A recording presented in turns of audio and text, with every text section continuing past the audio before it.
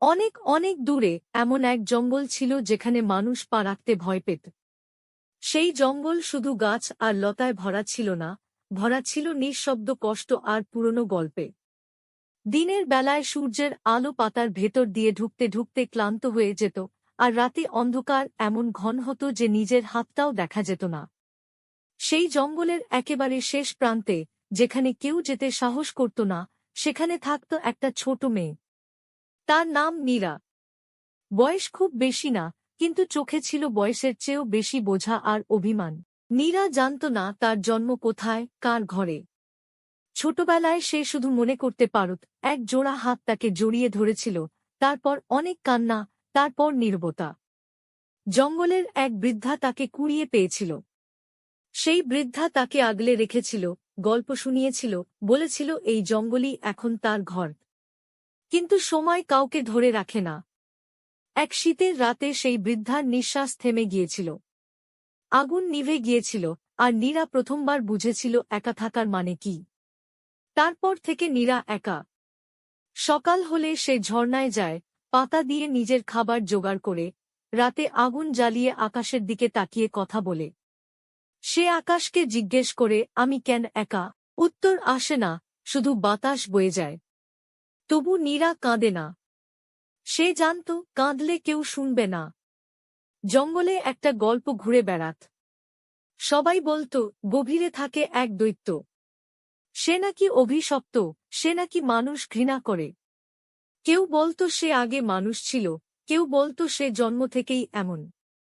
নীরা এসব গল্প শুনত, কিন্তু তার মনে অদ্ভুত একটা টান কাজ করত। সে ভাবত কেউ এত একা হলে কি সে এমন হয় না। একদিন বিকেলবেলা আকাশ হঠাৎ বদলে গেল। বাতাস থেমে গেল, পাখিরা চুপ করে গেল। তারপর হঠাৎ বজ্রপাত। বৃষ্টি নামল এমনভাবে যেন জঙ্গল ধুয়ে ফেলা হচ্ছে। নীরা কুঁড়ে ঘরের ভেতর বসেছিল, তখন সে শুনল একটা ভারী শব্দ, যেন কেউ ব্যথায় কাতরাচ্ছে। সেই শব্দে ভয় ছিল, কিন্তু তার চেয়েও বেশি ছিল কষ্ট। নীরা আর বসে থাকতে পারল না। সে বেরিয়ে পড়ল। বৃষ্টির মধ্যে ভাঙা গাছের পাশে সে তাকে দেখল। বিশাল দেহ, কাদায় ভেজা, চোখে ক্লান্তি আর যন্ত্রণা। দৈত্য। তার পায়ে বড় একটা কাঁটা ঢুকেছিল। সে উঠতে চাইছিল, কিন্তু পারছিল না।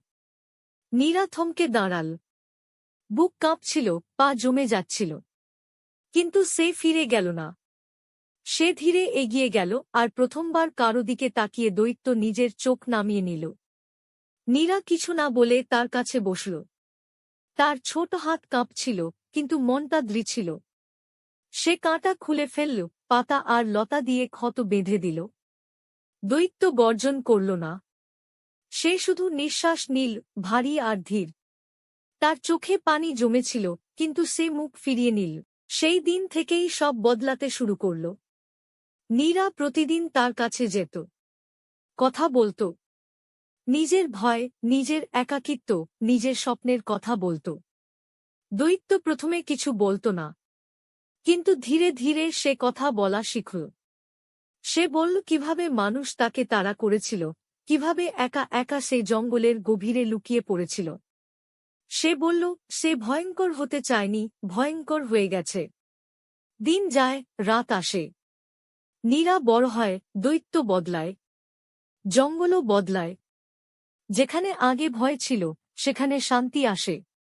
মানুষ আর জঙ্গলকে অভিশাপ ভাবে না। কেউ জানে না কেন। শুধু নীরা জানে, ভালোবাসা কাউকে বদলে দিতে পারে। শেষ রাতে এক পূর্ণিমায় নীরা দৈত্যের পাশে বসে বলেছিল, আমি একা ছিলাম, তুমিও একা ছিলে। আমরা একে অন্যকে খুঁজে পেয়েছি। দৈত্য কিছু বলেনি, শুধু আকাশের দিকে তাকিয়েছিল। সেই রাতে